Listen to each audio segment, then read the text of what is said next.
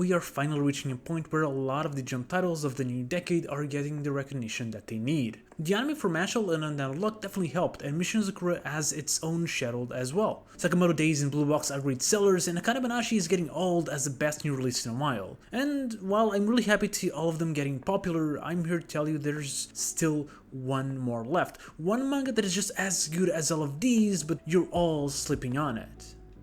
Witch Watch. Witch Watch is written and drawn by mangaka Kenta Shinohara, and if that name is at all familiar to you, you won't be surprised at all to learn that this manga is actually good. Shinohara debuted in Weekly Shonen Jump all the way back in 2007 with Scat Dance, which got a lot of attention right away because he had worked as an assistant to Hideaki Sorachi in Gintama, and Sorachi put a lot of hopes in his new student, including having his characters cross over in Scat Dance. The promotion worked, and Scat Dance became a popular series in the magazine, with most of its volumes debuting in the weekly bestseller manga list. It gathered over 14 million copies sold as of the latest number, given in 2019. It got an adaptation and a light novel. It won the Shogakukan Award for the best shonen in 2009 and lasted in the magazine for over 6 years in 32 volumes. And after a 3-year break, he came back in Jump Plus with his new hit Kanata no Astra. Again, this manga was a success, getting nominated for various awards and winning the Manga Taisho Award in 2019. It was also adapted into an anime, and this one even got translated into English as Astro Lost in Space. Astro was the first manga I read from Shinohara, and the thing that stuck out to me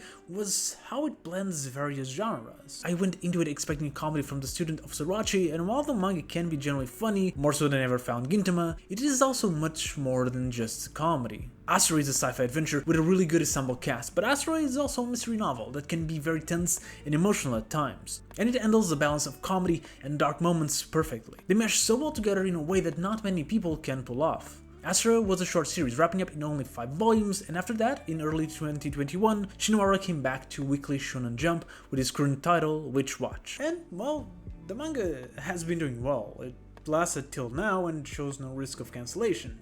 Actually, the volumes sell pretty well. They aren't at Sakamoto Days or Blue Box numbers, but the last volume still outperformed other titles like Undead Luck, Ichinozu's Family, Elusive Samurai, and even did a bit better than Akane Banashi. It's not a major hit, but it's doing pretty well. However, if you look at the Manga Plus numbers in the West, it seems like the manga is at the bottom of the most viewed. The last chapter did better than Elusive Samurai, Sapphire Academy, I Said Gil, and Min Roboko, but everything else overperforms. So let's try to make that number increase. Let's make you read Witch Watch. Firstly, what is this manga even about? Well, Witch Watch is a story of 2 characters, Morihito, the descendant of an ogre, and Nico, the extremely clumsy witch. Due to their family's relationship, Morihito is tasked to be the bodyguard of Nico and live together with her, while she has the most massive crush on Morihito. The story then follows the school adventures of these two, as Nico proves to be a bigger danger to herself than anyone else around her, with her incredibly dangerous spells mixed with her naive and clumsy nature. I think the first reason to read this manga is that, honestly, it's just really funny. The outcomes of the spells that Nico drops are really unique, and this manga actually has the same size and visor as Dr. Stone. That leads to some scientifically accurate effects to some insane spells, which makes them so much more dangerous than they would be in any other manga. For example,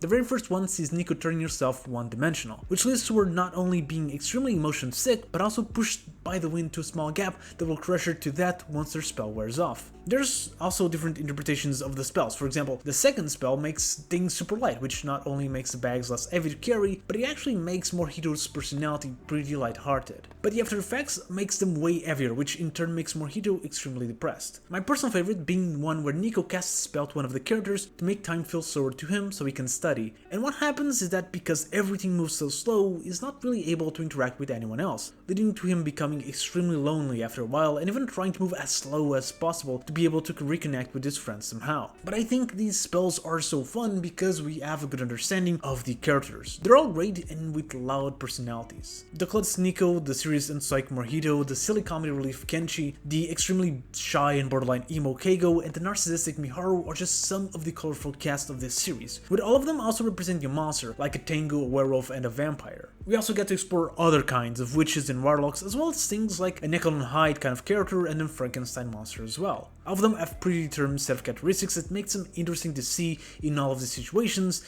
and it makes the spells that actually change your personality so much better as we get to see those characteristics flipped over their heads. It also makes the non-spell chapters great as well, as it's just fun to see them getting into wacky situations. But this is not the reason why I think you should necessarily read Witch Watch. The truth is that the manga is a lot more than it looks at first glance. Remember when I said that the thing that I liked about Astro was how well it blended the various genres? Well, the exact same thing is true of Witch Watch. Witch Watch, for the most part, is a smart comedy and a slow burner of romance, but there's a bigger story going behind it. After a while, it started to become pretty clear that it's not only Nico that's a danger to herself, that there's something more, something out there that wants to capture her and have her powers. And the story slowly builds up to these bigger, much more serious arcs, where the comedy fades, the tension grows, and we shift into more of a battle shonen. And the manga really shines in these moments. The characters are able to become much more badass. The stupid magic powers of previous chapters sometimes return in completely different scenarios, giving our characters different powers, and the villains can generally be terrifying.